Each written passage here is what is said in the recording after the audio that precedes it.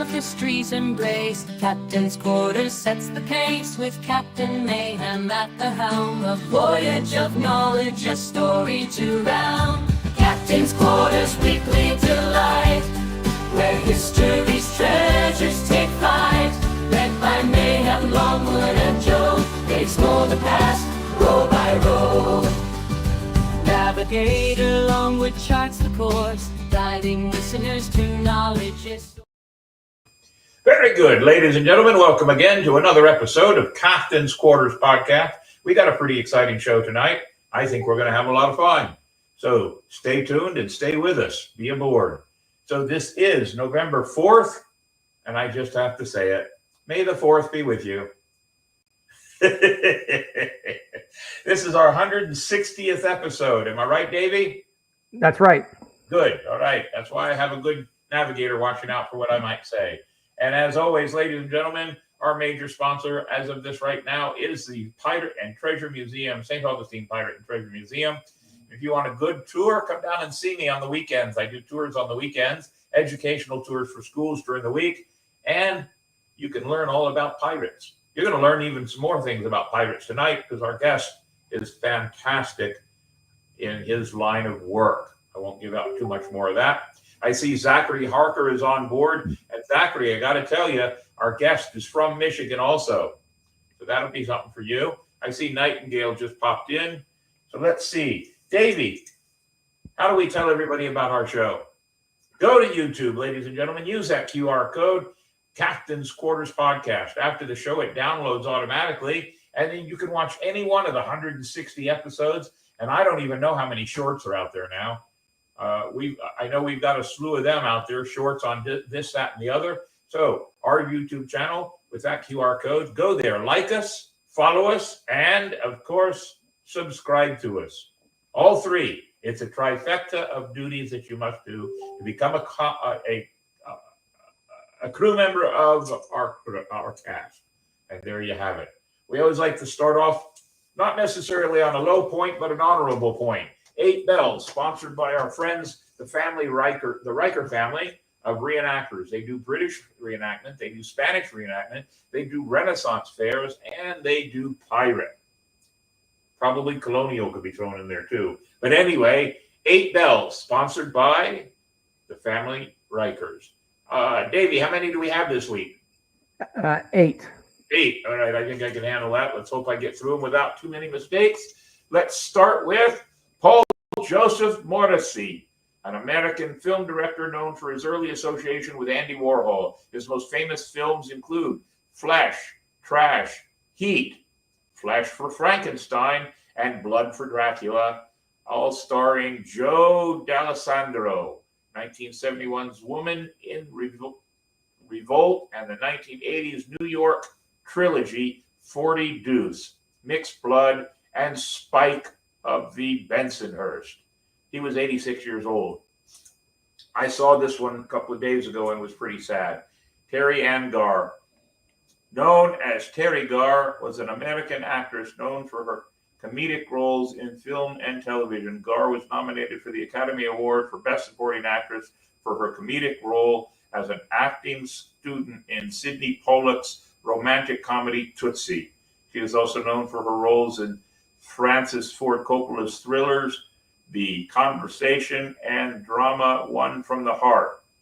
Mel Brooks' comedy horror Young Frankenstein, Steven Spielberg's science fiction film Close Encounters of the Third Kind, and Martin Scorsese's black comedy After Hours. She also acted in the films such as Oh God, The Black Stallion, Mr. Mom, Let It Ride, Dumb and Dumber. I can't read the last part of it, and Ghost World. She was 79 years old. Hey, Davey, we're either going to have to figure out how to make them bigger or less words. Yes. All right, go with the next one. Lonnie Preston Warwick, an American professional football player who was a linebacker for 10 seasons in the NFL with the Minnesota Vikings and Atlanta Falcons. He started in Super Bowl IV. Warwick became a coach for the Washington Redskins for several years, where he was occasionally suited up as a player. He coached at Salem University, semi-professional teams in West Virginia, and was a Denver Gold of the United States Football League. He was 82 years old. Wally Kennedy, an American television and radio announcer in Philadelphia. He hosted AM Philadelphia, Philly After Midnight, and Inside Story on WPFI TV over a 20-year period.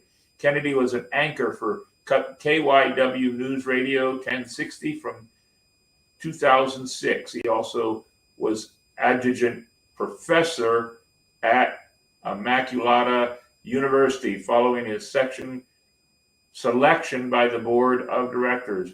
Kennedy was inducted into the Broadcast Pioneers of Philadelphia Hall of Fame in 2011. He was 76. I know you put that one in there for all the big words. Alan Leonard Reichens, an American actor known for his role as Douglas Brackman in LA Law, which earned him both Golden Globe and Emmy nominations, and his portrayal of Larry Dharma's hippie father on the television series Dharma and Greg. He was 82, and he was a fine actor too. William Augustus Stubb Jones, an American professional football player who was a halfback for 10 seasons in the NFL and All-American Football Conference, AAFSC, in the late 1940s and early 50s, primarily for the Cleveland Browns. He shares the NFL record for touchdowns scored in a single game, which was 6. He was 99 years old. Quincy Jones, if you don't know who that is, you've been living under a rock. Was an American record producer, songwriter, composer, arranger, and producer. His career spanned 70 years with 28 Grammy Awards, won out of 80 nominations. That's a pretty good record. And Grammy Legend Award in 92. In 2021, Jones was inducted into the Black Music and Entertainment Walk of Fame as a foundational inductee. He was 91 years old. Greg Hildebrand, along with his brother Tim, were known as the Brothers Hildebrand, American twin brothers who worked collaboratively as fantasy and science fiction artists for many years, produced illustrations for comic books, movie posters, children's books, posters, novels, calendars, advertisement, and trading cards. The brothers are best known for their popular Lord of the Rings calendar illustrations, illustrating comics for Marvel Comics and DC Comics, original paintings for the limited edition of Terry Brooks' The Sword of Shannara, and their Magic, The Gathering, and Harry Potter illustrations for the Wizards of the Coast. He was 85 years old. And that, ladies and gentlemen, is our 8 bells. We raise our glass in honor to all of them, to the work they brought to this world, and to their families and their fans. 8 bells, Davey.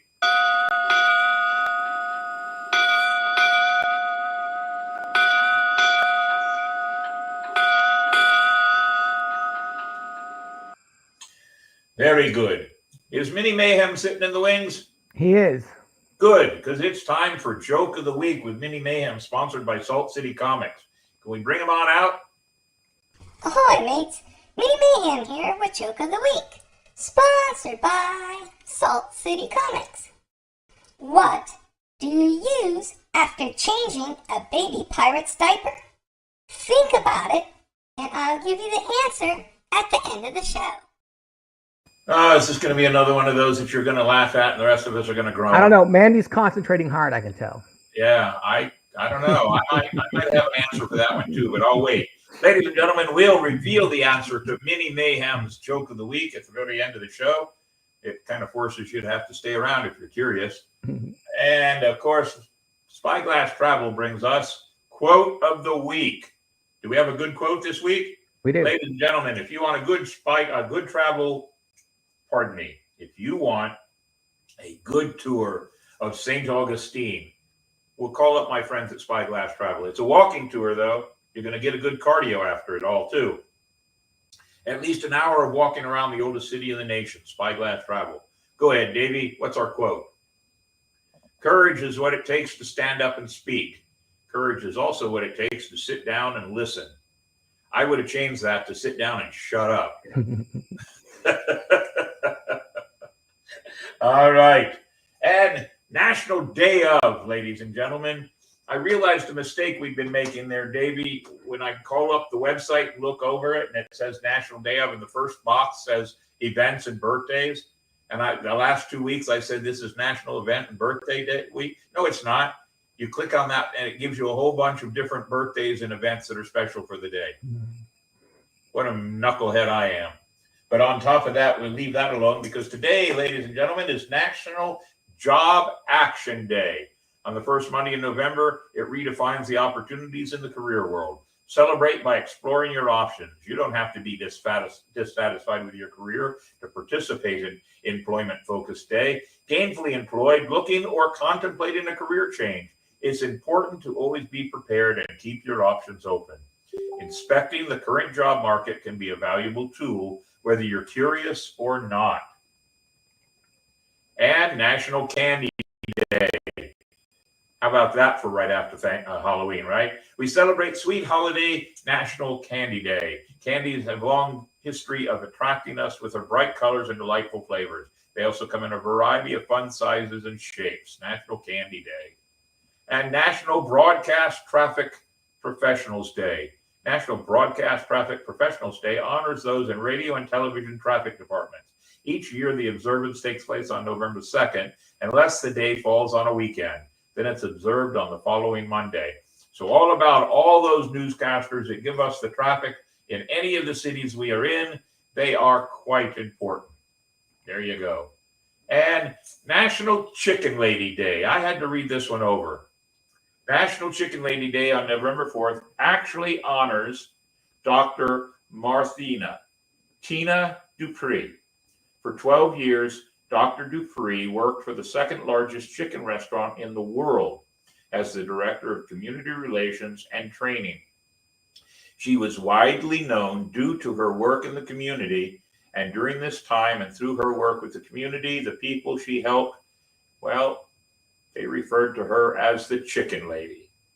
And ladies and gentlemen, it is now National Chicken Lady Day. Very good, Davey. Those are some good ones. I actually looked through the week to see what else is up. But this also opens up our question of the week. The question of the week has nothing to do with any of those, but it's something that I just had to bring out. Now, it's sponsored by Ancient City Sirens. If you know Miss Gina and her girls, they're always providing the best dance entertainment at all the events around town. Whether it's Pirate or Halloween or Christmas, whatever it is, Miss Gina and her girls can provide you with everything you need for dance entertainment at your event. Call them up or contact us here. So, what is the question of the week? When do you think Christmas decorations should be put up? I personally think it doesn't need to go up until Thanksgiving. Anything before that? No, please. It was bad enough that 2 weeks before Halloween, the Halloween stuff was already gone out of the stores and they were already putting Christmas up. It's getting ridiculous. Yes, I know it's all about the money. It's all about the Benjamins. But ladies and gentlemen, come on. You're making it so long that by the time Christmas comes here, we're all bah humbugging.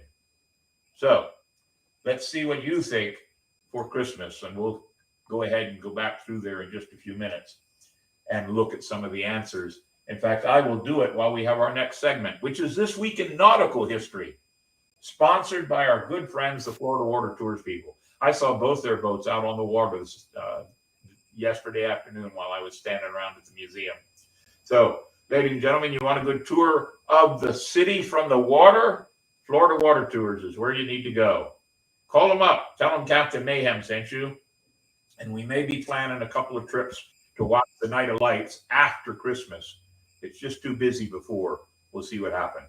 But on that note, Davey, give us this week. Welcome to This Week in Nautical History, sponsored by our friends at Florida Water Tours.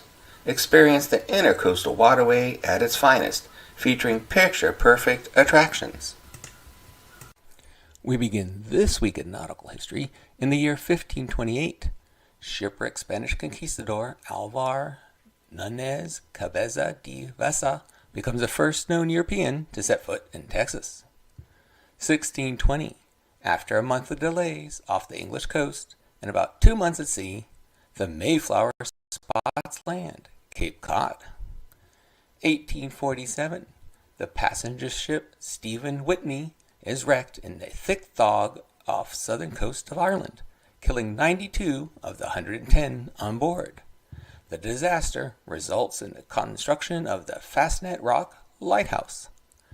1865, American Civil War, CSS Shenandoah is the last Confederate combat unit to surrender after circumnavigating the globe on its cruise that sank or captured 37 vessels. 1875, passenger steamship Pacific collides with sailing vessel Orpheus off Cape Flattery, Washington. 236 die. 1908, Dutch capture Venezuelan Navy. 1940, Allied convoy of 38 ships encounters German cruiser Admiral Scheer in the North Atlantic. Its escort, HMS Jervis Bay, sacrifices itself with the loss of 190 lives. 5 other convoy ships sunk. 1944, ammunition ship USS Mount Hood exploded at Seattle Harbor, Manus, Admiralty Islands.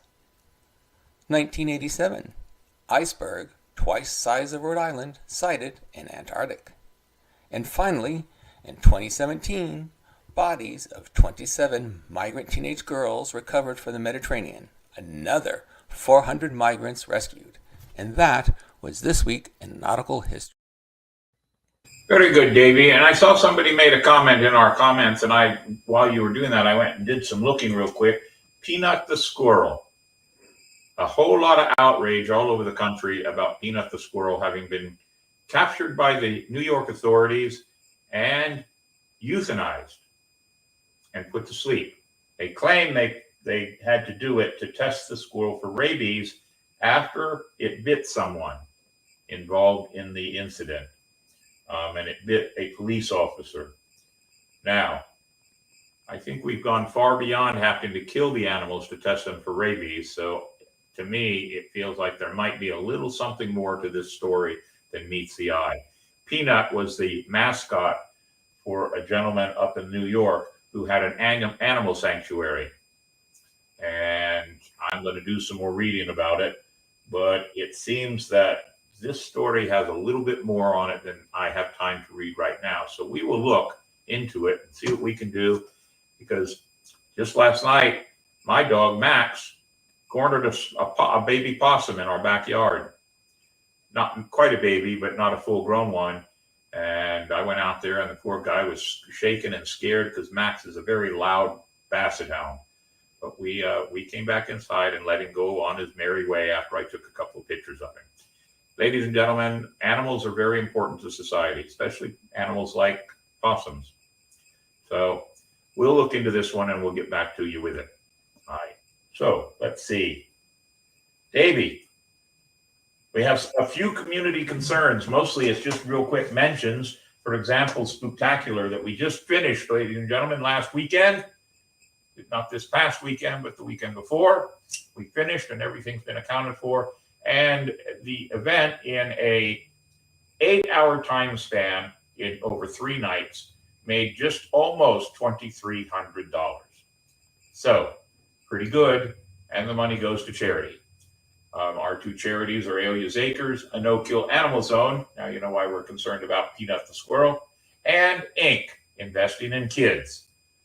So we'll be handing them checks for Christmas time. In fact, one of the checks for Alia's Acres will be handed over to them this weekend on Sunday. Let's go ahead and advertise that one real quick.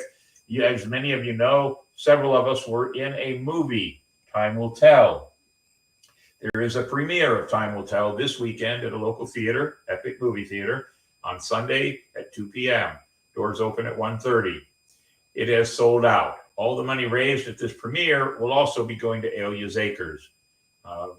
Several of us from the crew of the St. Augustine Swashbucklers were in that movie, and several of us actually had sword fights. And we're going to talk about that in just a few minutes with our guest. So there is no more seats available for this, and Vesta herself actually said, hey, She's got so many people that wanted to come and thought they could wait till the last minute to buy tickets, and now they can't. So now we're considering, after the first of the year, another showing of the movie. We'll talk to everybody about that and advertise it as it comes about. Also, the Seawolves event, Flagler Pirate Crew, Red Rum Murders down in Flagler County, Friday and Saturday night. But I just found out a couple of hours ago, we're just giving it mention because all the tickets are sold for both nights. They're sold out on this one also. And all their money goes to their foster children program. So we want to keep that in mind. And then Blackbeard's Ball on November 15th, which is a week from this Friday, all the way into next week. Blackbeard's Ball on November 15th from 7 to 11 p.m., put on by the Ancient City Privateers. That's their Facebook announcement right there. Look up the events and look up Blackbeard's Ball, and it'll give you all the information on how you find the tickets that you need to go to Blackbeard's Ball. I will be making an appearance at Blackbeard's Ball, but I won't be staying very long because that's the night that my lovely other half will be landing in Daytona, so I must go down and pick her up. So those are the events that are on the horizon for the different pirate crews that we try to help support. And on that note, well, guess what? It's time to bring in our guest. Now, I personally met him, but we've had conversations before. And this man is noted for his knowledge on such things as sword fighting, boarding tactics, and anything else you can think of that has to do with stagecraft and or sword fighting historical. And I now present to you, ladies and gentlemen, a good friend of the pirates of this part of the world, Dr. John Lennox. Hey, how are you, sir? Good. How you doing, ma'am? I'm doing well. I'm doing well. Do you remember that we met in person for the first time around 2008, I think it was? We did at one of the big pirate gatherings in St. Augustine. Yeah, that one was the one that was at the Fountain of Youth. Yes. That was probably the best one of all of them. I love that one. I still have a shirt. It's like one of my prized possessions is my pirate gathering St. Augustine shirt. Oh, very good, very good. I just found two and stuck away in a closet the other day. One of them was too small for me, so you know what happens after so many years. So we've tried to get you on the show at least one other time because you were in the area, but things just didn't work out. And you're a very busy man, so tell us what you're working on now. What I'm working on right now is I am looking forward to a trip down to Mexico City, and I think we're going to be doing something down there. And generally, my focus right now is to be doing between the pirate stuff and frontier fighting. So tomahawk, knife, sort of early American fighting styles, that type of stuff is what I'm focusing on these days. Now, your historical information and what you share and or teach isn't just American and colonial. You go back into the Renaissance times too, right? I used to do a good deal of small sword and a little bit of rapier here and there. I do occasionally still do some longsword, but my main focus now, once I started hitting the sort of 19th century, 18th century, or even the golden age, 16, 1700s, once I started hitting that era in the Americas, it really started to connect with me a lot deeper. So I've really stuck with Mesoamerican, Native American, pirate combat, and all this type of stuff around here. And I've kind of moved away from the European combat styles. Well, that's an interesting point because there is so much. I mean, if you just go back to the colonization with the Spanish and the British, Spanish in 1500 and the British in 1600s, so much of what they brought here that people, even the colonist Jews, when they were fighting during the American Revolution, almost all of that was, for lack of a better word, remanufactured ideas on European traits. Is that a good way to put it? Absolutely. You know, and the interesting thing too is that exactly what you're talking about. When I get brought over to teach stuff over in Europe once in a while, I kind of sit there and go, okay, so you want me to come over and teach dagger to you or knife or whatever? Do you understand that everything we did over here in terms of knife combat and stuff like that really came over? We have no way of knowing what the Native Americans did specifically, but there's only so much you can do with a 9 to 13 inch piece of steel in your hand. It's going to be very similar, much like if you've ever done a lot of study on longsword and Japanese katana. They didn't really meet or integrate. However, their styles are very similar because they're both a long piece of like a 33, 36 inch piece of steel. Granted, the katana has a bit of a gentle curve to it, but regardless, their guards are very similar. Their attack styles are very similar. So we're going to see the same thing that we saw in Europe as we see over here. So when they say, oh, please come over here and show us your Western styles, your Americans of tomahawk and knife fighting, and I'm like, okay, so you want me to show basically European dagger and hatchet? Okay, fine. That's, or like early German axe or something like that. I'm like, all right, it's the same kind of thing. But that's also all we really have to go by, since nobody over here early on was writing anything down with regards to, say, for example, Flos du Latorum. You got 1400s era treatises on longsword, and then we move into rapiers in the 1500s and so on and so forth. We don't have that in America. They didn't. No. The pirates didn't sit down after a good boarding action and write, well, this is how Bob used that cutlass, and it was really good, right? They didn't do that.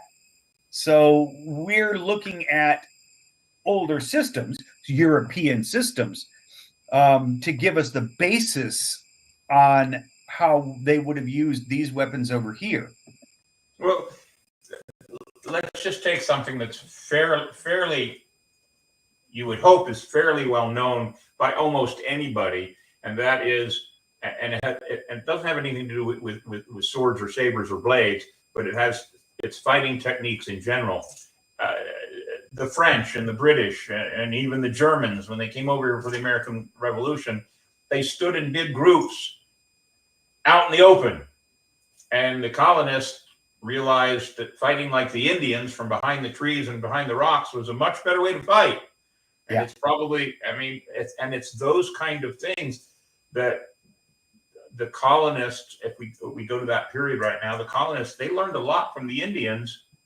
But you're right. Nobody's spending time writing it down.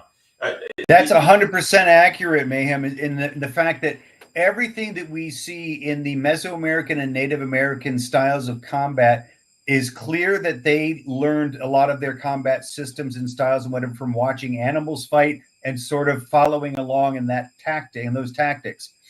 And the very few things that we have from Brits coming over tell us how horrifying these people were to fight. John Smith actually writes about that.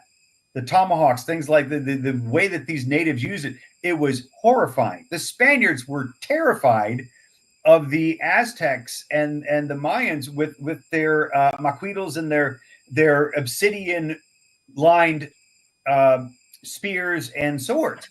It just scared them to death. So that's kind of how we know that the Europeans were in no way, shape, or form prepared to deal with the tactics and types of combat they encountered when they came over here, which is also some of where we get an idea of how they fought. Now, the way you bring up the Mayans and their obsidian blades, and some of them were like axes that had teeth on them. Yeah. Right. Yep. And then their bludgeon devices. The helmets of the Spanish were no match for some of these. No, there were armor for that matter. Yeah, well, there were accounts that an Aztec warrior with a macuito, which is effectively their sword. If you can imagine, those of you who are familiar with it, a frat paddle. Yeah. The edges lined with obsidian shards. That was their sword, and the rumor had it at that time, some of the writings we've seen, are that they could take a horse head off with one hit with that thing. Wow. Yeah. Pretty, and the Spanish also had one other thing going against them that they weren't ready for, and that is the heat and the humidity made it unbearable for them to wear their breastplates and their helmet and everything else, and at times they were caught completely unprepared.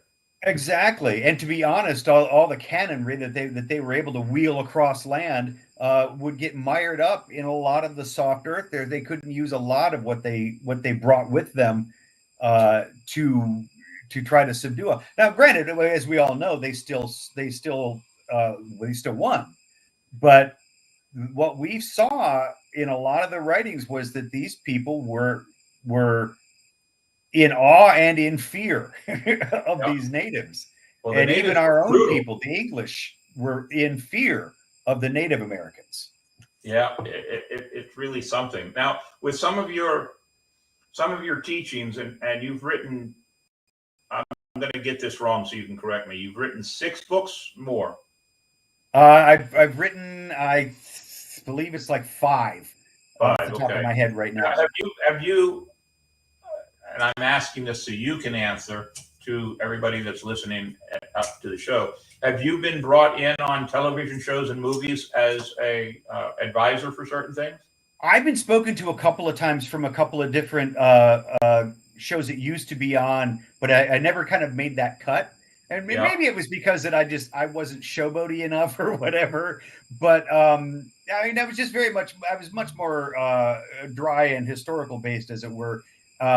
Maybe a bit not too one-sided for them. I don't know what it was, but yes, I've been talked to a few times. I just never made it onto one of those shows. I did make it on as a contestant in Knife or Death when they did that offshoot of Forged in Fire. But that's just all of us running around with knives and cutting things and so on and so forth. It doesn't have anything to do with our knowledge. I do see, if you don't mind, I do see a question from Nightingale in Florida. Do the Vikings and Native Americans have similar style of combating? Now, this is really cool because we know that the Vikings made it over to the Americas, and a lot of people don't think they made it as far as Mexico, and I feel that they did for a couple reasons. Number one, when I was in Mexico City, I saw in their museum, there was one of their codices that still exists, and there was a picture of a very white person with red hair. And they even mention it. I can't remember the exact words that were used, but the translation basically was, this white person or this pale person with the red hair. So it wasn't just an artist's rendition. This literally, they were depicting the fact that this was not one of them. And the interesting thing too is that with a sword fighting style of the Vikings, a lot of their swords are held like this, and then the thumb runs along the flat of the blade, and they kind of have this sort of a movement to it, right? Right. You see that in codices of the Macahuitl, the Aztec wooden sword I just described to you. In a number of instances, their thumb is like that, and that's just not a typical or a common instinctive grip. That's not an instinctive grip for people to do, but it is when you need more control over a sword that's not balanced completely to be held by the hand at the far end. Does that make sense to you? You know what I'm saying by that? It's like the way you hold a rapier. The rapier is more balanced, so you don't need thumb and finger control over it all. You can hold it in a grip. But these weapons that were really they were balanced towards the striking end of the weapon, right? Well, they seem to be more so, yeah, because the shorter handle on the Viking sword would lend more toward the weight being to the front, unless their pommel was really oversized to give it a good enough balance. But in most cases, in every sword that I've seen, the handles were designed shorter than you would expect because their grip was normally that thumb there. And it does make for a really quick style, and that's a Germanic style of sword fighting where they do that real quick flip around, and that makes for a really good style of sword fighting for them. But the fact that we see it over here in the Macuhitl, in Native or in Mesoamerican and the Aztecs, that kind of shocks me because I haven't seen that in Italians, in Spanish. I haven't seen it in any other styles. So considering we know for a fact that there was a white person with red hair at some point in time within the Aztec culture because he was in a codex, and then we see similar styles, we cannot say 100%, oh, well, there's proof. There's the smoking gun that they did. No, but it certainly makes us say, I'm pretty sure there was some cross-pollination here. Right? So what we were talking about before the show, when we were talking about so many people believe that everything is exactly XYZ about history. It's not. You know that from all your studies. Right. It's not cut and dry. You have to. So what I told you earlier, I'm going to go ahead and put it out here. I tell people that nothing about history is absolute, especially prior to the invention of recording devices and camera equipment, because not all cultures wrote everything down. A lot of cultures, it was storytelling, word of mouth. So that being said, you have to take bits and pieces, and you might have something that's similar, like you just said, for the Vikings and the Mexican, the Indians. And that may not be the exact piece of proof you need, but it gives you a way to make an educated guess that that's very, very, very possible. Mm-hmm. And that's important for people to understand, but most people just don't, they just don't get it. They think history is so cut and dry and in place. I mean, it's as simple as this. Just the other day, I was having a conversation with somebody, and they were thoroughly convinced that July 4th, 1776 was the end of the American Revolution. No, it wasn't. They still had things going on. So, and the American Revolution actually starts in the 1750s with all the different little agitations that are going on between the British and the colonists. It doesn't just start up overnight. So you have to take these little bits and pieces, which I'm sure is how you've done all of your research when you put together these ideas for weapons. Right, right. Let me give you a really good example of that from my doctoral studies when I was going there. I talked to one of my professors as I was reading a book on aesthetics from the 1700s.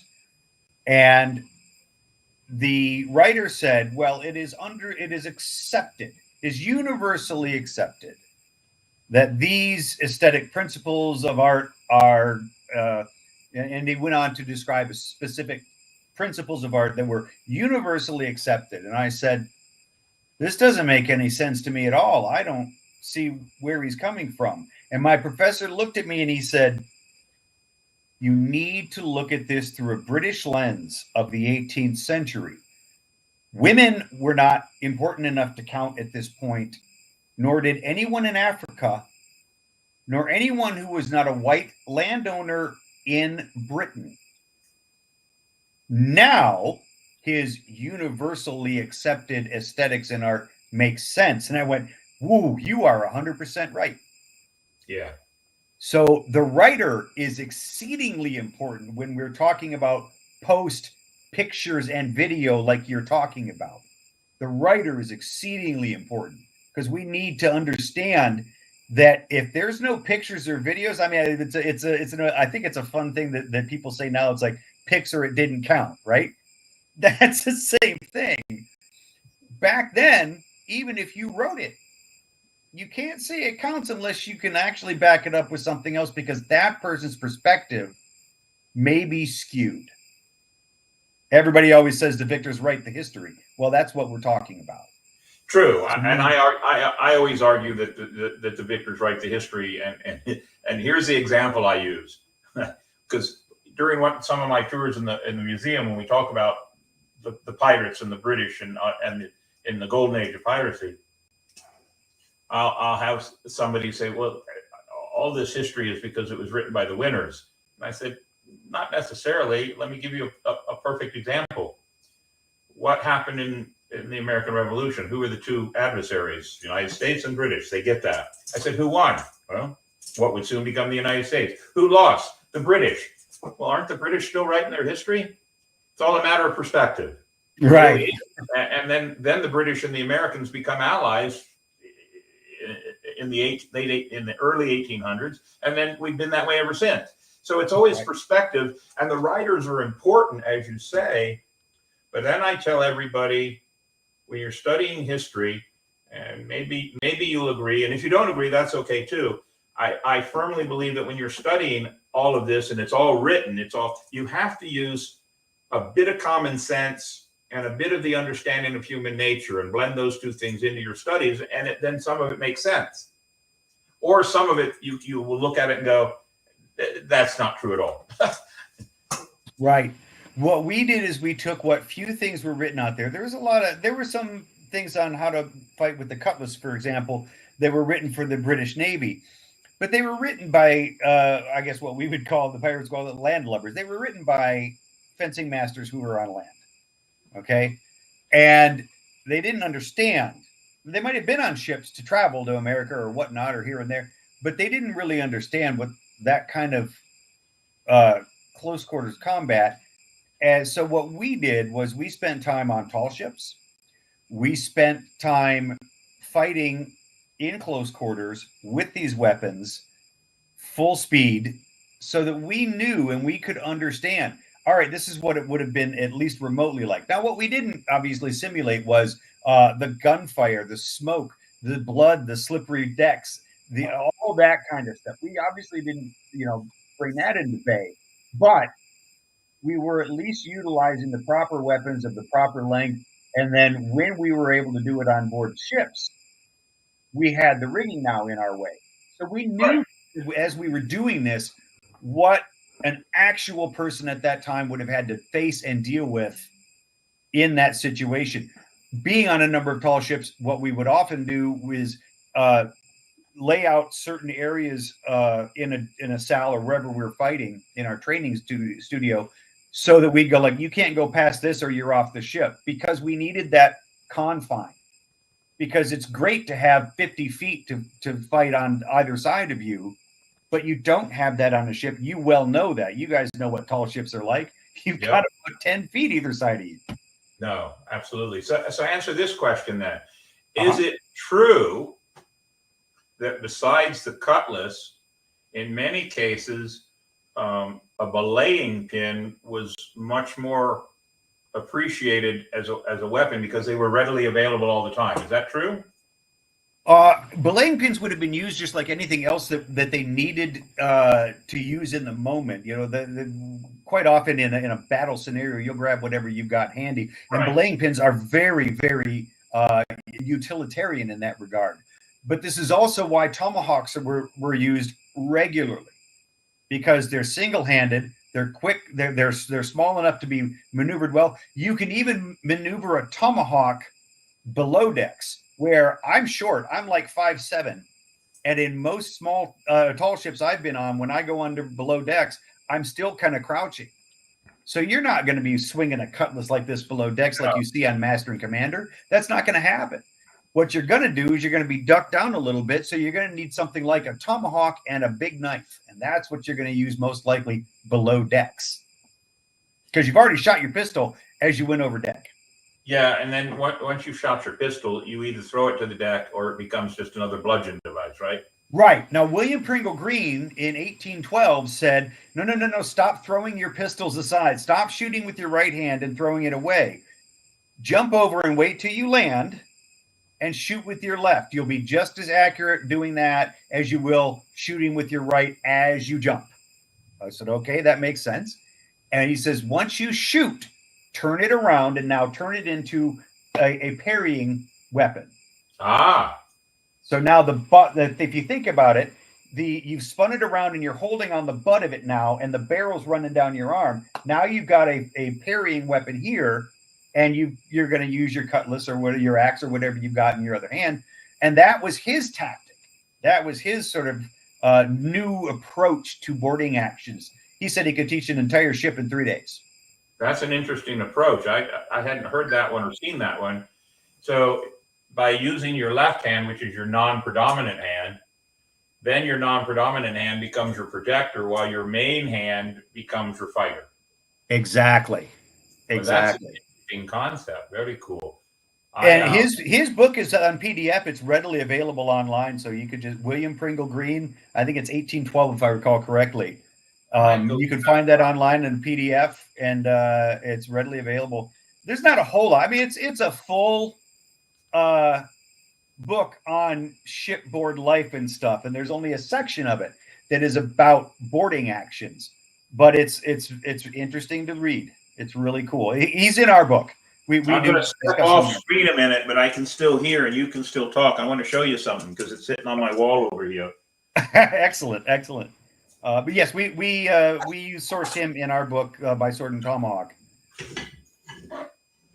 And then now the name for our book came about from a letter written to the British Admiralty about a ship that was taken at night where they didn't fire one shot. So these guys went over on deck of this ship and took it over without ever shooting anyone. They just did everything with the sword and the tomahawk.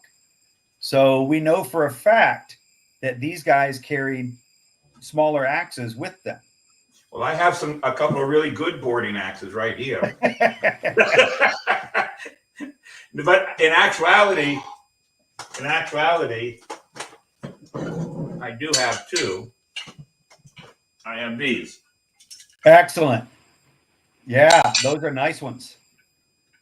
So I have these, and most of the time when my wife is dressed to go to our pirate events, she carries these, and she can be pretty mean with them, that's for sure. So, but those are in my collection. That's one of the reasons I was disappointed you couldn't be here in person, because I have a whole wall full of blades and guns and axes for you to take a picture of. And look, I may have to take a picture and send it to you. So my girlfriend is planning on bringing me down next year for my birthday, so I'll make sure that we stop in. Well, good. It's November 5th, so it'll be this time next year. Okay, good. And we won't have all the heartache of this election going on. But what we'll do is if you all plan it around another Monday night, we'll put you in the show. We'll do that Monday night live here with you here. Sounds great.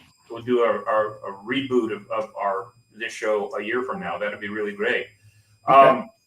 So you teach boarding tactics, not just the fight on board the ship, but getting on board the ship also, correct?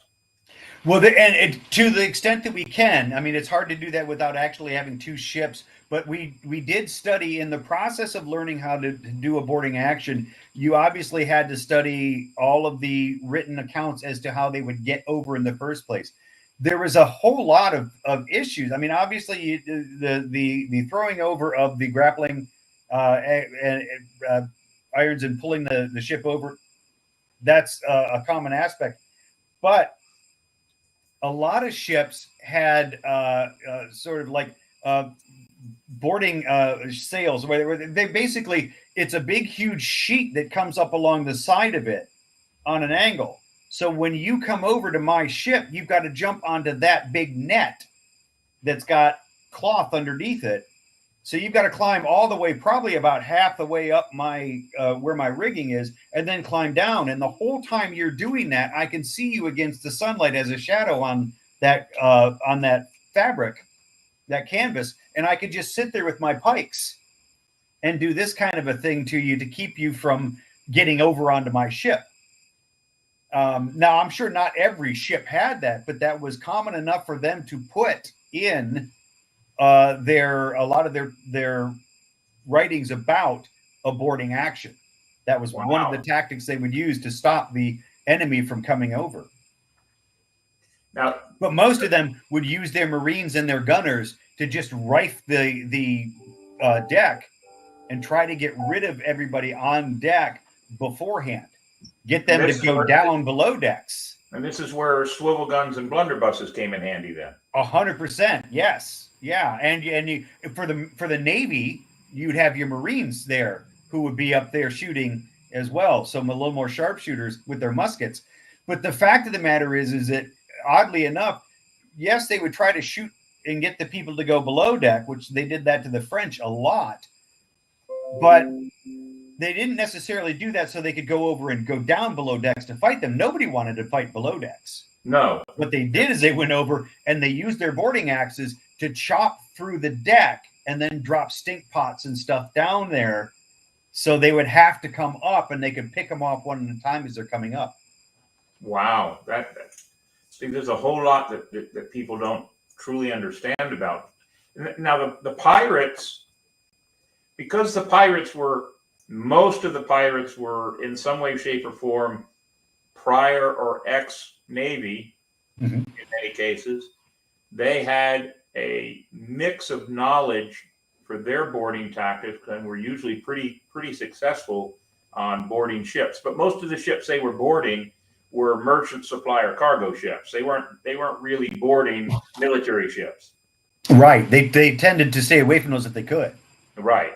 So there wasn't a whole lot of extra tactics needed to take over, because the captain and the crew of a supply or a merchant ship, in most cases, they're not going to fight. Right. That's not what they're there for. And see, so, ma'am, you bring up a really good point here, and that is the fact that most of the work that we're doing in this book by Sword and Tomahawk is based on how the Navy, especially British, because that's where most of our work comes from, how the navies dealt with boarding actions. Most pirates tried to refrain from a boarding action. They hoped that their flag in and of itself, the fear of it, right, to a merchant ship, because that's who they tried to go after most, like you said, they know they don't have fighters on there. They know they don't have Navy on there. They're afraid to death of these pirates. And frankly, most of your pirates probably weren't even trained. The best they could do is shoot from afar and hope that some of their grape shot takes out enough people on the deck to scare them enough to say, okay, we're done. So most of your pirates, no, they didn't want to get into a boarding action scenario with the Navy because they'd lose. and everything about what the pirates did, because I do so many school tours, believe it or not, I've done almost 10,000 tours in the Pirate Museum now. Wow. Wow. And we're trying to get an exact number because the start of my 15th year comes up just after Christmas. So 14 years Right. full there. We're trying to think of something to brag about. I don't know. Nice. But for the school tours, not necessarily the public tours, but for the school tours, I tell everybody the pirates did not want to have these battles. The battles you see in the movies are not as common as you think they are. They did not want to have these battles for a myriad of reasons. And I tell people there's really two very good reasons that pirates didn't want to have these battles. If they got in a battle with a merchant or a supply ship, and it starts off as a cannon firing, and most people don't understand, cannon firing off of any ship really took some smarts and mathematics, because your ship is moving up and down. Those ships don't just sit still while you're firing cannons.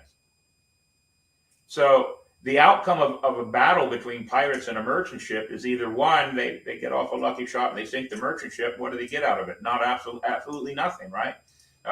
But if the merchants happen to be a couple of retired military Navy guys and they get off a couple of good shots at the pirate ship and sink the pirate ship, you think the merchant ship's going to pick the pirates up out of the water? Yeah, no, and not to mention the fact that even if they don't sink it, they just do damage to it. That's difficult. It's expensive and dangerous. They might not make it to somewhere where they can repair that damage. Yeah, there weren't a whole lot of Mako shops around. Yeah, right. Now, and the other thing too is that what do you need to? I don't know if you've had ever a chance to look at any of them before, but one of the things that helped us understand how they fought with these weapons on board ships was to read the butcher's bills, if you're familiar with those. I am not, so I'm going to have to be now. Okay, a butcher's bill is your surgeon's account of the damage of the people that he fixed or dealt with after a battle. But that's now in the Navy, right? Because would the pirates do this? Yeah, you probably won't find that in the pirates as well. But the Navy does this because they have to do that. They have to do it because this is how they account for the supplies they need also. Correct. And it is horrifying. It is absolutely horrifying reading that, and to be honest, very little of it actually is cutlass strikes or axe strikes or whatever. Most of it is grape shot or small arms fire. And it took legs off. It did horrifying damage to these people. So now think about this from a pirate's perspective. You don't want to get into that kind of a thing, because even if you survive it and even if you win, how many of your people are going to now be useless for you to use because they're injured? Yeah. Butcher's Bill, that is correct. An excellent point. It's true. And it's not like they can go down to the recruiting office. Correct. Yeah. If I remember correctly, I think we either quote one or might possibly even put a notation in our book of a butcher's bill that we specifically noted in there about how we know where they were cutting with those weapons. Wow. So what was the standard length of a cutlass? 27 inches, 22 inches? They varied actually from nation to nation, even, really, because every nation had their own style of cutlass, had their own style of tomahawk.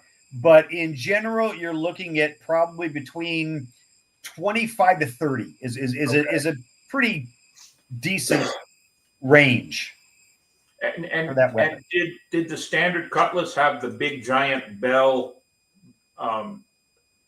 Not all of them. The big giant bell is rare, actually, because most of the cutlasses that you would see on ships would have been naval, which means they were made for, they were called swords for sea service. They weren't really called cutlasses at that point. They were called swords for sea service.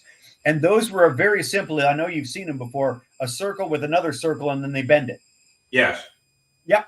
That was because it's fast. It's about as mass production as you can get.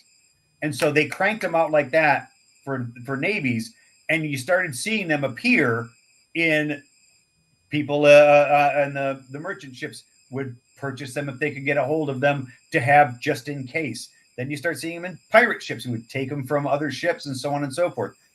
But the big bell ones, I mean, they were those would have been probably your wealthier people because they could afford that kind of a hand protection on their blade.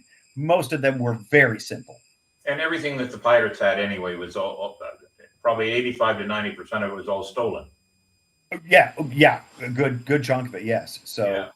That's where you would start to see some of that. But see, frankly, what really first started before you even saw cutlasses come to the sea, most of them were their origin were hangers. If you're familiar with what a hanger is, it's basically a really long knife that was quite often used in hunting in the Germanic states, right? So that's what most people brought to sea was a hanger, big long knife. And that's kind of where the cutlass grew from. So in a boarding situation, let me back up. I'll ask it a different way. Okay. What are the primary weapons let's go with the British Navy. We'll stick with them. The primary weapons of the British Navy when they make a boarding. Cutlass is one, knife is another, tomahawk is the third. Are those the three major ones, or is there anything else? You would have people would have been sent with 4 weapons: cutlass, a pistol, Okay. a tomahawk, or a boarding axe. The knife would have been something they would have carried on their own that was not supplied to them by the Navy. They would have had that on their own. But what they would have been supplied, what we do see, and you'll note it in the book that we have those records. You do see they have specific people. It's like he gets a boarding axe, he gets a tomahawk, he gets, they all get cutlasses and whatever, but he gets a boarding axe, he gets a tomahawk, he gets a pistol. They have the boarding broken down into very specific people, and they get very specific weapons. Okay. So here's one that I read, but I don't remember where I read it. And it was an online thing. And you know how sometimes online things are a little bit not quite as good as they could be. Is it true that the British Navy, the Spanish Navy, all their men, was barefoot a common thing amongst the Navy? I didn't really come across that a whole lot because I guess I wasn't really looking for that specifically. They did have dress codes. So as you read in a lot of these sea manuals, is what they were called typically, Right. where they talk about everything from tacking to navigation to whatever. They do talk about a dress code. So you know for a fact that that's code. But you and I both know that after you're at sea long enough, things quite often tend to get a little more lax. Of course they do. Yeah, after you've been out there for 6 months, they're kind of like, okay, guys, look, no one's going to give us any crap about this. If you don't want to, if you're out at on doing your swabbing the deck or whatever, just if you don't want to hear it, don't wear your shoes. There you go. But for the most part, military would have been as military as it could be, which means they wouldn't have had. The reason I asked is because it talked about that some merchant ships, when they knew they were going to be boarded by pirates, were just cruel enough to throw broken bottles all over the deck because the pirates didn't have any shoes. Now, no, that I don't as think good as that makes sense, I think it's a little far fetched. Yeah, I don't think it's true that they didn't wear shoes specifically. Now, I mean, could it have been a choice? Sure. With regard to, look, we don't have to wear shoes. We're not going to wear shoes. I mean, I don't wear shoes if I don't have to wear shoes. Yeah, but the fact of the matter is like, shoes. I'm betting if they had shoes they could wear during a boarding action, they would. Yeah, because there's nothing worse than a stub toe. Yeah, because the decks were slick. Yeah, all the blood and the water. Matter of fact, it was exceedingly common the minute the boarding action was imminent to spread sawdust all over the deck. Oh, really? Yes. Okay. That was a first thing they would do: spread sawdust on the deck because that clotted up the blood and it kept the people from slipping all over. Well, so that would then eliminate the entire idea of broken glass on the deck. Yeah. So I feel like, moreover, and especially if you're going to a ship you don't know, which is the concept, you're probably going to wear footwear to keep yourself from stepping on anything that you aren't aware of. Right. So I feel like that probably was a misnomer. There's a lot, as you well know, there's a lot of misnomers. Did they put a patch on their eye so they could move it over to the other one when they went below decks? Theoretically it works, but I don't know that was necessarily a truth. If in any of the sea manuals that you read, the British sea manuals, that wasn't mentioned at all, was it? Nope.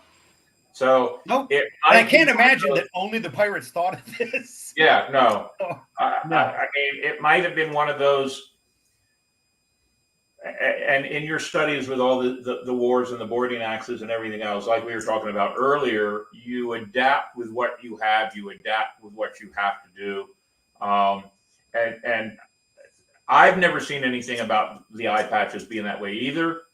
I have never argued with anybody that brought it up in the museum. I said it's a very good possibility.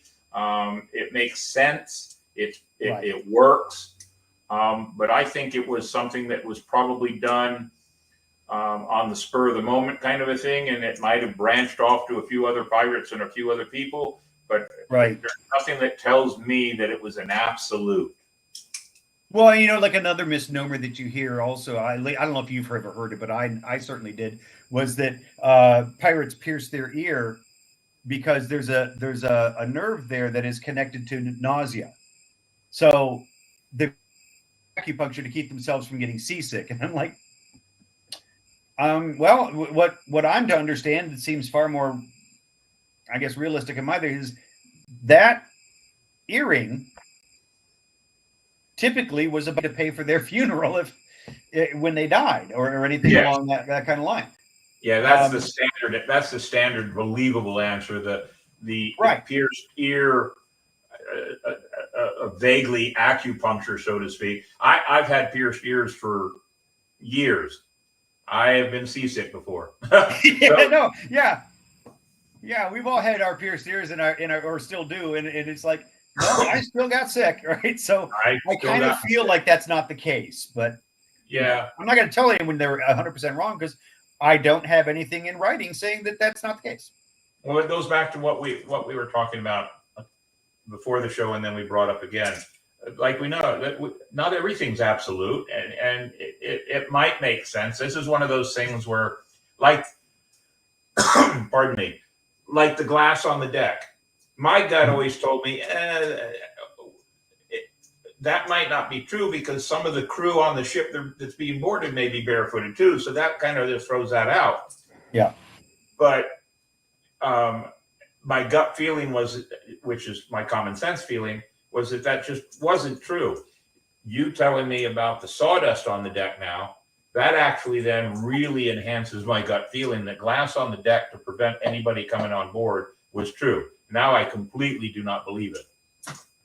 Right, and so it's like I said, it's all like you said, where you take bits and pieces that you learn along the way, and you sort of start to knit it together into a narrative, and that is really all any of us can do with historical combat is take these bits and pieces and knit them into a narrative that makes sense. And then the best part about it, the smartest part about it is then you get some people to try it out, your theories at full speed, kidding yourself up, so you're safe at least, but doing this full speed and saying, yeah, that's what it would be like.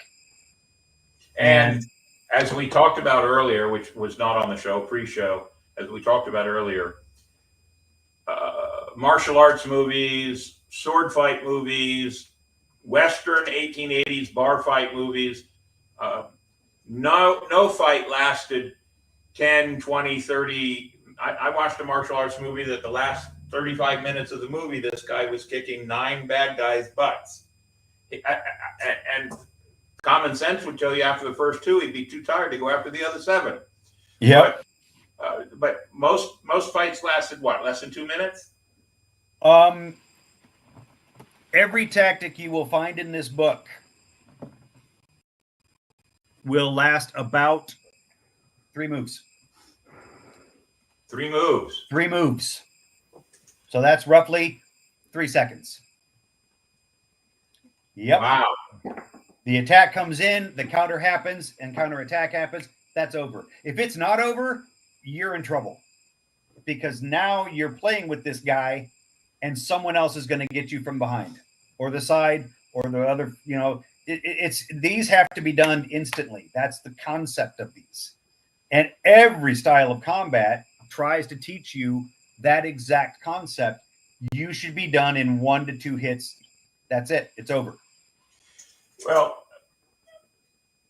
when Bruce Lee started teaching his Jeet Kune Do, everything about it was to incapacitate your enemy as fast as possible. Absolutely. And so that's what you're telling me is in your books and what you found in your studies.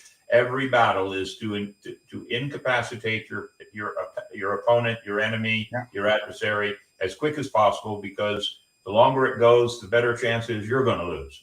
Yeah, especially if you're dealing with it in a scenario like a boarding action, especially when you're dealing with multiple opponents.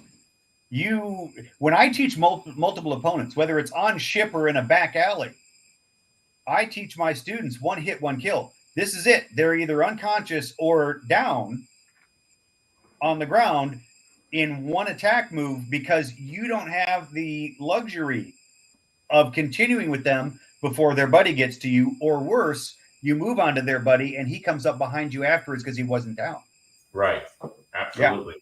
So 3 moves. Interesting. Yeah, most of them are anywhere from the parry and return. So 2 to 3 moves. Yeah, usually. Well, some of my military training back when I was younger, those were the things that were taught in military hand-to-hand combat. Yep. Incapacitate your adversary, the person you're focused on, as fast as you can, because he's not going to be your only adversary. You're going to have 100%, more. Yeah. Yeah. So I know I do have the luxury on a boarding action of having my buddies behind me as well. So if I don't completely finish the guy in front of me and move on, maybe my buddy behind me will kill him. That's a bonus. But in most cases, I want them done. I want them done immediately. You know, Zachary's exactly right there in his comment. Real life combat versus Hollywood combat. Absolutely, 100%. yeah, real life combat versus Hollywood combat. Hollywood.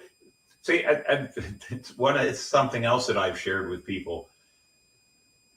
All the things most people know about pirates, the earrings, the eye patch, anything else that we talk about, even the fighting that we might talk about. The Hollywood version of pirates is entertaining and exciting to everybody. The historical version of what happened is at best interesting for people like us who are historians, but to the normal, common, everyday person, it's boring, and they can't have boring in the movies. Exactly. And that's exactly.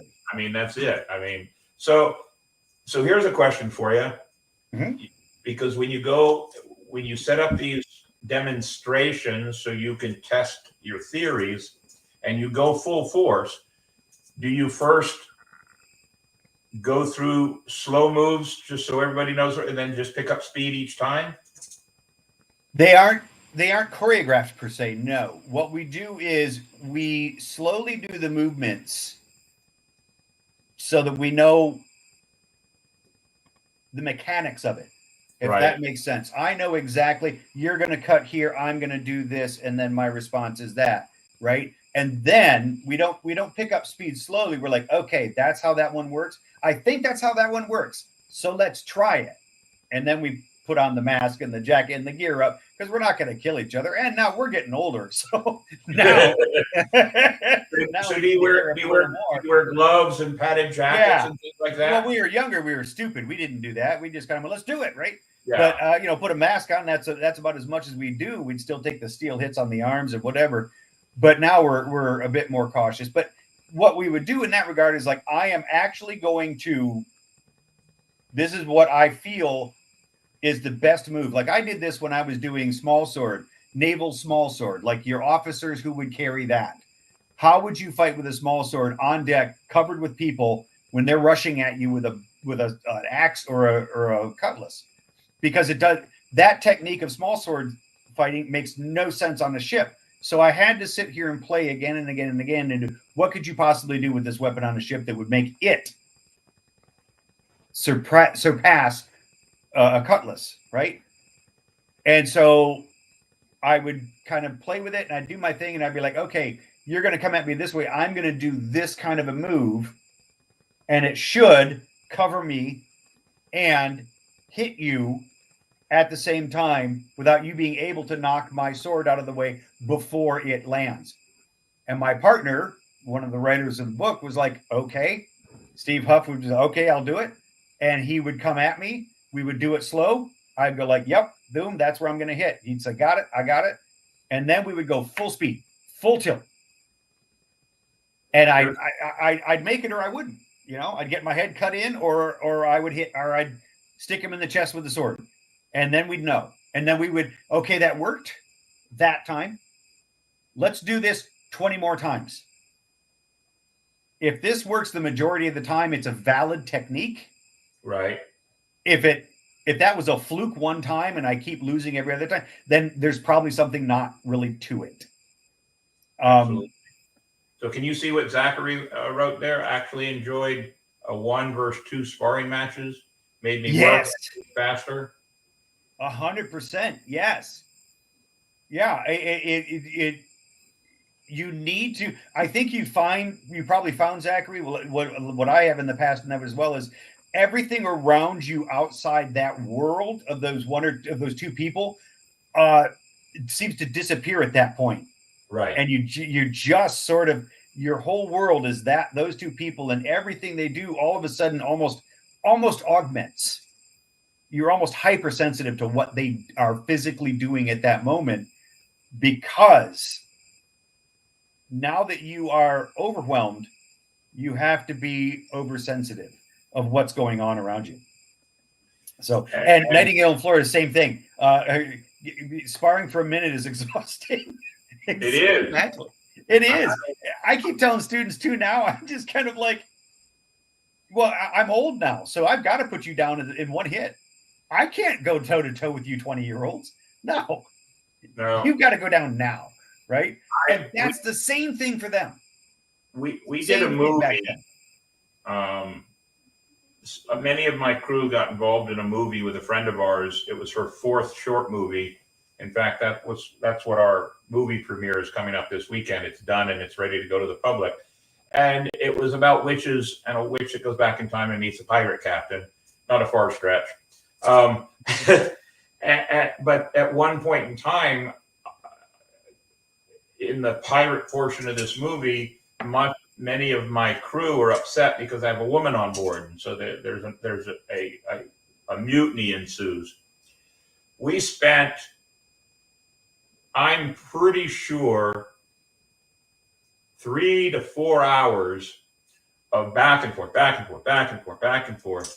It got to the point that I was just kind of standing there. I was so wore out, and I think there's less than 50 seconds of that sword fight in the movie. Yeah. But it was tiring.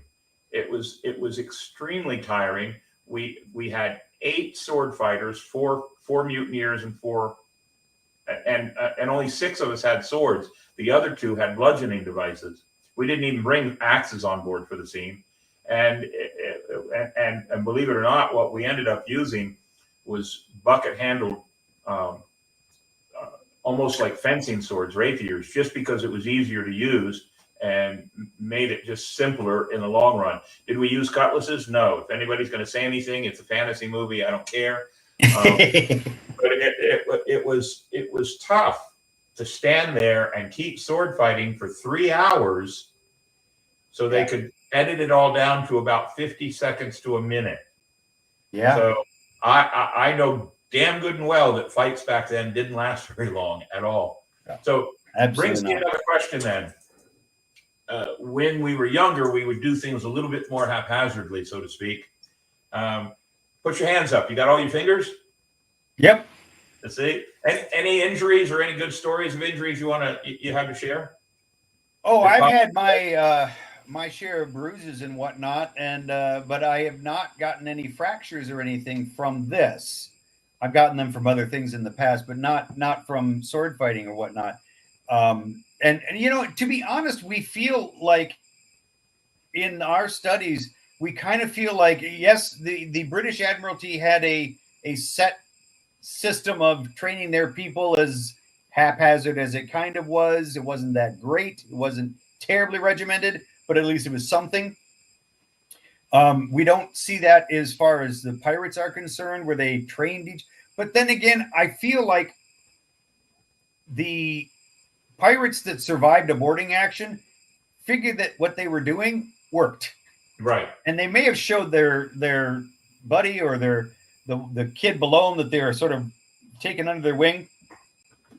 And I think that's kind of where that sort of came from, is that it's not as though they were all immediately devastated every time they had a boarding action, or these things just wouldn't have happened.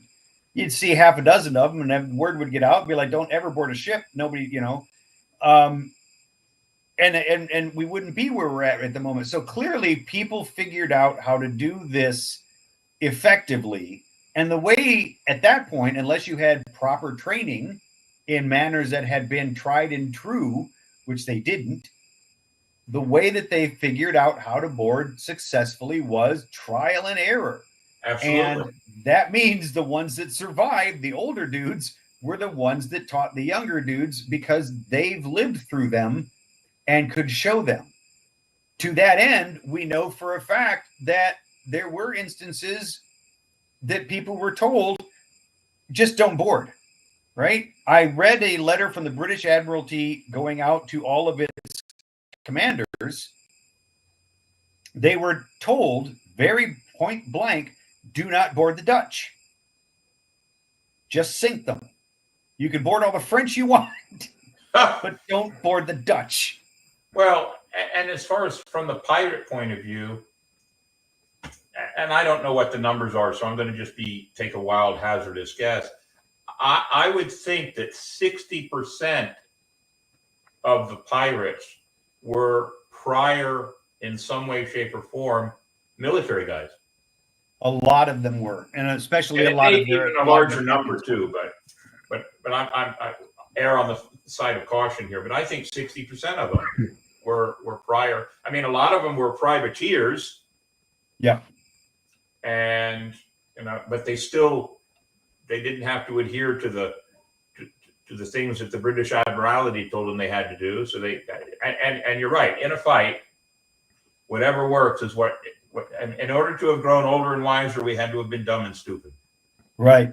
I'll tell you what, though, even if they were, even if a majority of them were the Navy of some nationality, be it Dutch, French, Spanish, English, doesn't matter. Even that, the level of training that they got in any one of those navies was so minimal that they still would have been having to rely on a lot of real world experience before they became good at it. Hell, even today, I've done a lot of fights for films, right? And quite often I've run across military members who are now acting in films and so on and so forth. So I say, cool, what military branch are you? And they tell me, and I say, okay, so I expect you know X, Y, and Z. And they're like, not really. We had like a day or two. And I'm just like, this is it. Our military has a few days or whatever of hand-to-hand combat before they send them out. But see, we don't do that anymore, though. No. Our combat now is generally at range, so hand-to-hand is not as important, and so we don't do it so much. And they probably expected back then hand-to-hand aboard a ship not as important. Well, here's another example.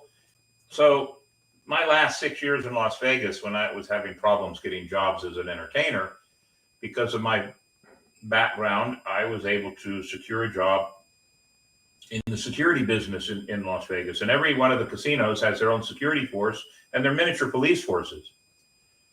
And most of them are retired military or retired cops or whatever else.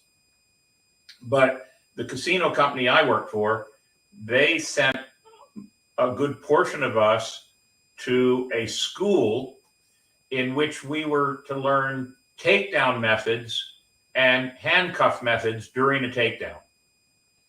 Works great in school, works great when the person you're taking down is one of the other classmates and everybody's kind of cooperating. But when you get out in the field, it's not exactly the same thing. No. And so I'm sure that even at minimal training that some of these people had, the Navy, even at minimal training, I'm sure some of them got out there, and as soon as as we would say, as soon as the rubber hits the road, some of them are going, "Oh crap! I don't know what I'm doing." Yep. So I'm sure. Yeah. You fighting battles, war, especially in this time frame, maybe not so much now because of damn technology, but in the time frame we're talking about, you learn by osmosis. Yeah, we used to say, okay, don't act that way on the street, right? He doesn't. He's not going to fall to the ground for you because you did the move correctly.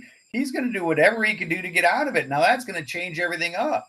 And Right. That's the brilliant part about this kind of training is that, I never once did I say to Steve or even Gareth, the other writer of the book, okay, I'm going to do this move. And once I do that, once I've hit you, you have to go down. No.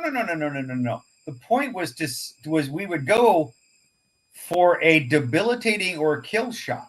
And that meant if I did that technique I was trying to do and it bounced off your arm, you didn't stop. You didn't go, yep, it hit me. Good job. No, that was not an effective hit. I'll keep going. And all of a sudden I'd feel a boarding axe upside my head because I didn't do the job right. It didn't land the way I intended it to, like it did when I practiced it in a sterile environment. right? So that's kind of what we approach in the book is like, here's all these techniques. They do work, you know. Could they ever not work? Of course they could not work. There's all sorts of instances where they couldn't work. Hell, it only takes you trying to do that technique right at the same time that a cannon blast hits the side of your ship and rocks it this way for you to all of a sudden lose your footing and not hit your target. Absolutely. Yeah, that's the other thing. As we were talking about earlier, the ship is rocking in all four directions. Yeah. And it would be like trying to sword fight on a roller coaster. Yeah, absolutely. And it's just even the tall ships that we've been on and done some boarding action stuff on have been moored, so we don't have that. We don't have the waves of the middle of the ocean, and B, no one's shooting a cannon into our side, and there usually isn't 50 other people jumping up and down on this deck while we're trying to do that. So there's so many things that we can't possibly account for, but at least what we know is that, yeah, in general, all things considered, these techniques work, and most of them are intended to be done on the move, meaning we don't stand here like an Errol Flynn movie and fight on deck. You didn't have that luxury. Right. You're running on deck, they're running at you, and that's what has to happen. It has to be quick, bam, hit, and move on. So most of our techniques are designed for that type of thing. So the films you mentioned, are they films for part of movies, or are they training films that you create for Most of the films that I've worked on have been like independent films here in Michigan. Okay. So some have come out, some have not come out. That's the joy of independent films, is that you work on a film and then it never comes out. It happens on occasion. Happens a lot here in Michigan, to be honest. They lose funding or whatever, you know. But some of the films that I've worked on have gone out in the independent world. So that's nice. But we haven't done actually any films on the Sword and Tomahawk yet. I think that might be coming down the road, though, where we decided, Steve Huff and I have decided that we're going to start doing some films for the School of Two Swords. And I think that's going to be one of the subsets that we're going to do, is some of our techniques in Sword and Tomahawk are going to be filmed. Very cool. For some reason, I feel like I've met Steve also. The name... He was down with me. Okay, that's what I thought. I remember that. So, yeah, when we did this movie with the witch meeting the pirates, and it was, overall, it was a lot of fun. I think it's a, Davey, what is it, a 25-minute movie? Yeah, just under 30 minutes. It was so much fun that Davey and I have sat down and written some ideas to do just a pirate one. But because I'm more of a smartass and a comedian, our pirate movie is going to be more fun, poking fun at the stupidity of pirates. I don't think we've even written in a sword fight routine in there. I think most of my pirates get hurt because they're idiots. But it's just, we're going to have fun with it. The bug has bitten me now, and I want to try it. And at my age, I'm too old to be doing any more sword fighting or any more of these other things. I just turned 66. So, and here's the other part, and you'll agree with this. When you get hurt when you're older, it takes longer to heal. Yes. Yes. And it really is a pain. So absolutely. Let me give you a chance to throw us out the last word, but I know we're not throwing you off the show or off the screen. Tell us something, give us some Dr. John Lennox words of wisdom.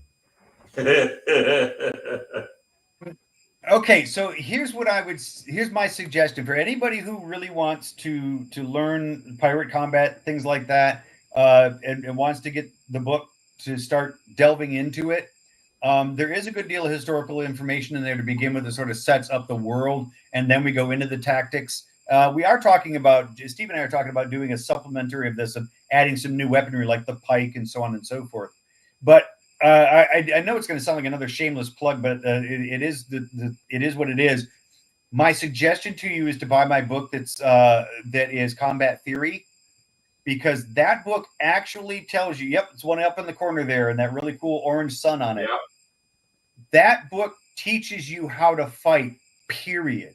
Doesn't matter what your weapon is: a knife, a cutlass, a longsword, a rapier. It doesn't matter.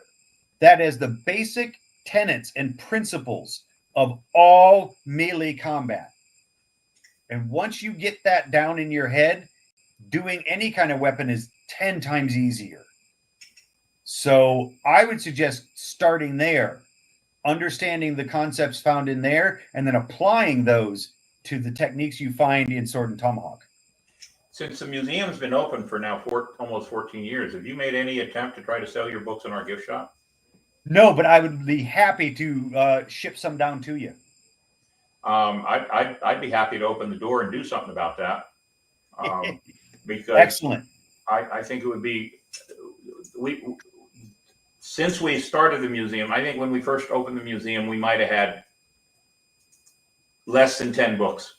We now have all kinds of books, and almost in fact, some of the authors have actually, we always bring authors on the show for their books.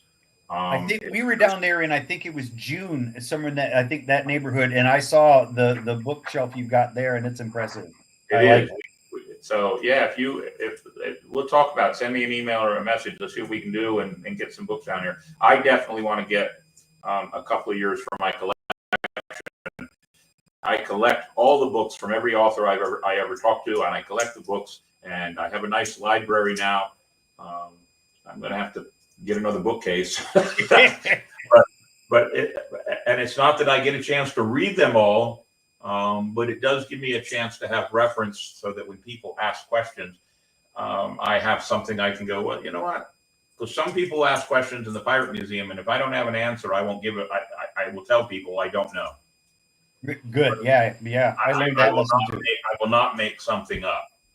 But I will tell them, if you give me your email, I'm going to go research it, and I'll send you the information on what I researched just because of your question, because it opens up. And that's one of the ways I've learned so much over the last 19 years of being this dressed up pirate.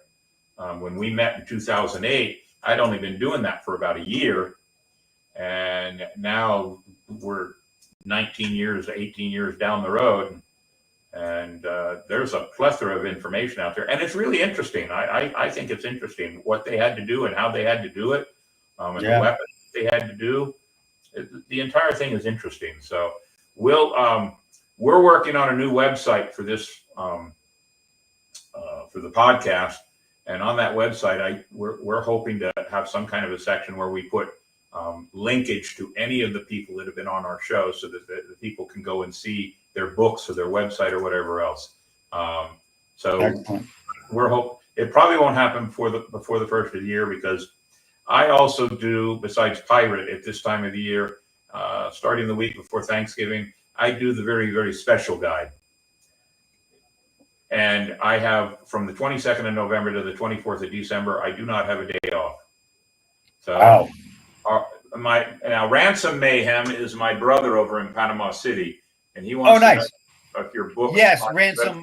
All of my books are actually, they're on my website, but the website links go right to Amazon anyway. So yes, you can find them all on Amazon, or you can just go to my website, schooloftwoswords.com, and that'll link right to them. Very good. Well, cool. Davey, what's next on our list? Because I closed my thing and I need to open it and see where we stand, because I've had such a good conversation here. I forgot what's going on. This week in history. This week in history. That gives me a chance to take a quick breather and give John a chance to take a quick breather. This week in history, ladies and gentlemen, is sponsored by our major sponsor, Dick's Wings. You want a great lunch for less than $10? Man, I had a burger in there the other day. I think with all the fixings and everything, it was like $11. So go to Dick's Wings and get you a good lunch right out here on US 1. And Davey, take it away. Welcome to This Week in History, sponsored by our good friends at Dick's Wings Bar and Grill. Wings, salads, wraps, quesadillas, and more. No matter what your taste buds crave, they've got you covered. We begin this week in history in the year 1605. Gunpowder Plot. Catholic conspirator Guy Fawkes attempts to blow up King James I and the British Parliament. Plot discovered, Guy Fawkes caught, tortured, and later executed along with 7 others. Celebrated ever since as Guy Fawkes Day, where his effigy is traditionally burned on a bonfire, accompanied by fireworks. 1773. John Hancock is elected as moderator at a Boston town meeting that resolves that anyone who supports the Tea Act is an enemy to America. 1813. During Creek War, General Andrew Jackson, responding to White Stick Creek Indian plea at Fort Leslie, drives off an attacking force of Red Stick Creek Indians at Talladega, Alabama. 1841. First wagon train arrives in California after a 5.5 month and a 1,730-mile journey over the Sierra Nevada from Missouri. 1922. Howard Carter rediscovers the intact tomb of the pharaoh Tutankhamun in Egypt. 1924. Calvin Coolidge is elected to a full term as President of the United States, defeating Democrat candidate John W. Davis. 1935. Mutiny on the Bounty, directed by Frank Lloyd and starring Charles Lawton and Clark Gable, premieres in New York. Best Production Picture, 1936. 1953. How to Marry a Millionaire, directed by Jean Neglesko, starring Lauren Bacall, Betty Grable, and Marilyn Monroe. First to be filmed in Cinescope.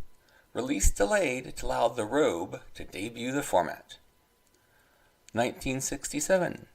LBJ signs a bill establishing Corporation for Public Broadcasting. 1969. Sesame Street premieres on PBS TV. And finally, in 2018, NASA's Voyager 2 probe leaves the solar system, becoming the second human-made object to reach interstellar space. And that was This Week in History. Davey, I always have problems with the words when you put all the 8 bells together. So I'm going to get back at you now. It's Talladega, not Thank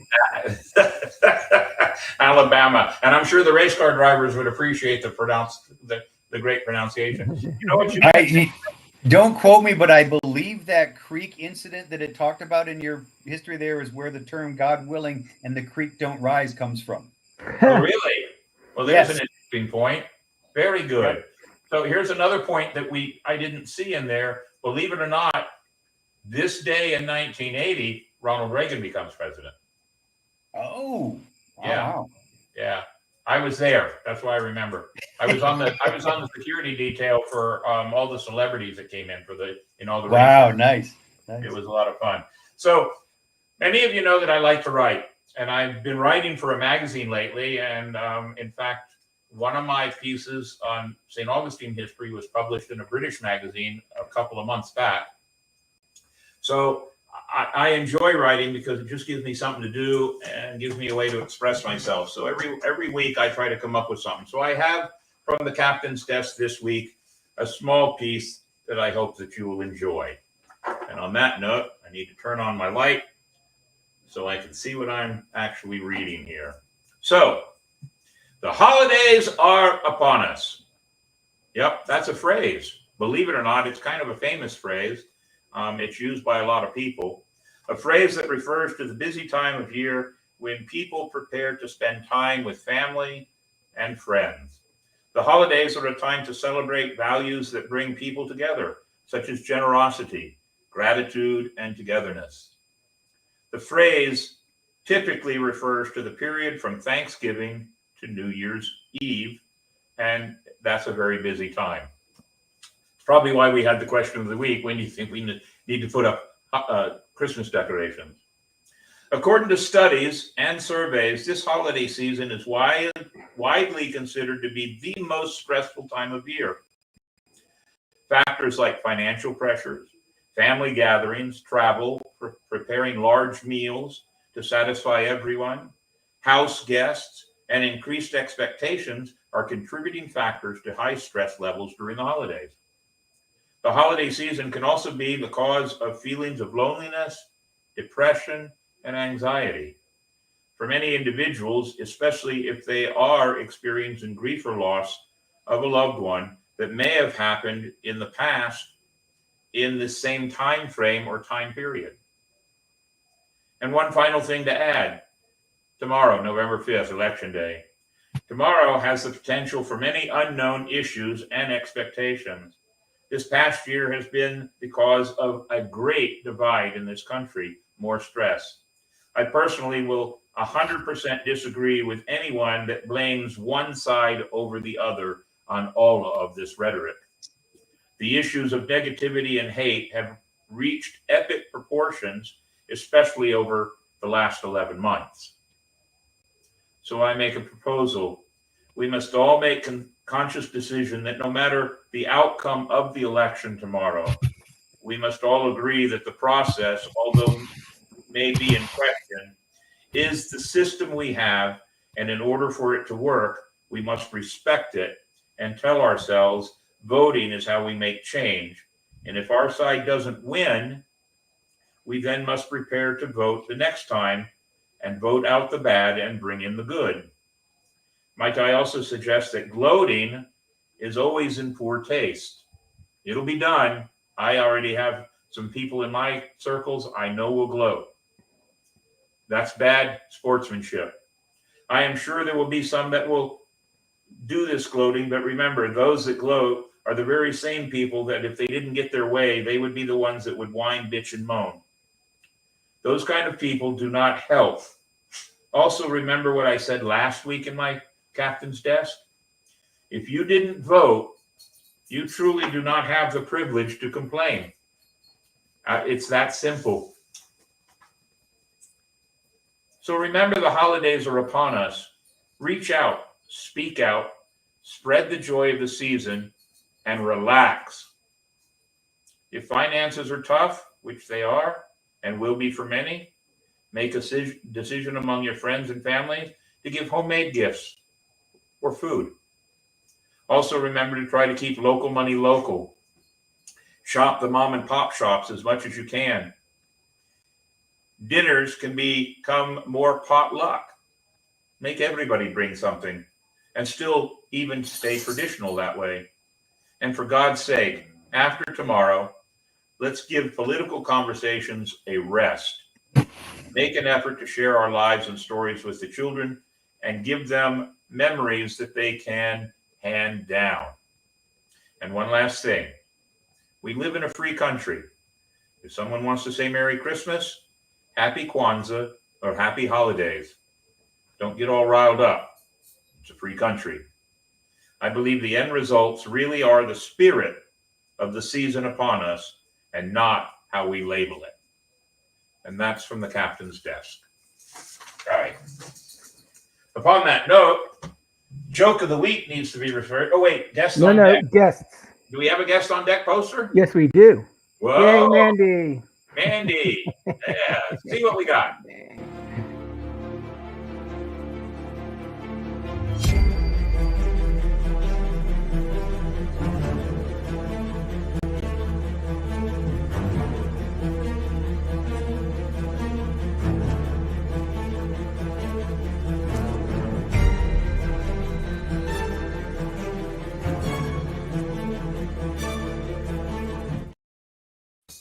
So next week, ladies and gentlemen, is Veterans Day, and I've asked about 5 or 6 or 7 of my friends in my circle who are all vets, and we'll move the cameras to the other side of my private room and sit around the big table and just talk about what Veterans Day is and share experiences of all of our past.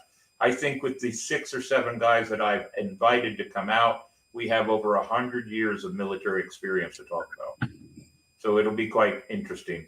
And I think it will be enjoyable. And some people, I believe Nightingale in Florida is going to be one of my guests because she was a female in the military and we wanted that perspective also. So I do believe I've asked her and I hope she will be here.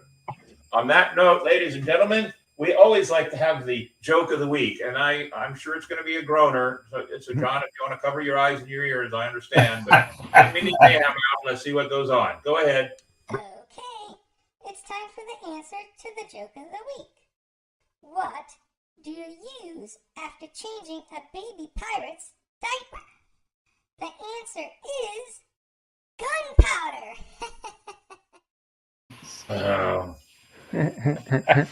See, now, John's laughing at that. I actually thought it was going to be a booty bag. Wow. All right, very good. We always like to say thank yous in an appropriate way. And believe it or not, come January, we'll have some new little videos for this. But let's say thank you, Davey, to all of our people. The Captain's Quarters podcast is indeed a ship sailing the seas of the world, always in search of history, knowledge, and adventure. It takes a crew to run a ship, so we take this opportunity to thank those who help keep this ship afloat.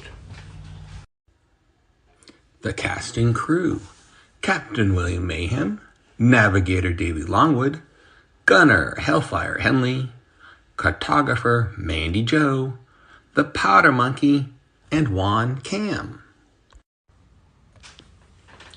Helping others gives a crew purpose. Our treasured charities that we support: Inc., investing in kids; the Humane Society of St. Johns County; Aelia's Acres, a no-kill animal rescue zone; and the Cadets of the St. Johns County Fire Department. The four major charities that we support, but there's always room for more. You too can be part of the crew and support the show in many ways. Go to Patreon. A small monthly contribution as Powder Monkey or First Mate memberships, or a single contribution. PayPal or Venmo. Go to YouTube. Hit the like and follow buttons to join our ranks and support the show. It does take a crew. Thank you. Very good, Davey. I was trying to send you a picture, but I'm having problems with it, so I'm just going to tell you. My son is also watching the show. John, he's Will the historian. He's he's a history teacher in northern Alabama, and he just sent me a couple of pictures. They're doing a mock election for the school kids tomorrow. They've been gearing them up for this all week, having them hear the sides and talk about it, and even debates and everything. So they're doing a mock-up election. They got what looks like the lunchroom all set up with voting devices and everything. It's impressive. Great. I can't say enough how proud I am of my son for the kind of history teacher he's become. It's really wonderful. John, I think you get a big kick out of meeting him, and maybe that'll happen one of these years. You never know. Yeah, I hope so. I just wanted to give him a shout out for that. I couldn't get the pictures loaded fast enough, son, but maybe we'll show them off. You tell me the results afterwards, and we'll talk about it on next week's show. How's that sound? That ought to be a good one. All right, Davey, sorry to have interrupted you. There we go. There's our platforms, ladies and gentlemen. After the show ends, you can watch it, downloads to YouTube, but you can catch us on our Facebook page, Instagram, and Twitch, or you can just listen to us. Sometimes maybe it's better to listen to us because I don't look so good on camera all the time. So go to iHeart, Amazon Music, Twitter, Castbox, Apple Podcasts, Stitcher, and of course, Spotify. And one of these centuries, I'm going to give Joe Rogan a run for his money. But those are our spots. We'll see how it goes. And what else do we have, Davey? Numbers. Numbers. Let's see our numbers. Drum roll, please.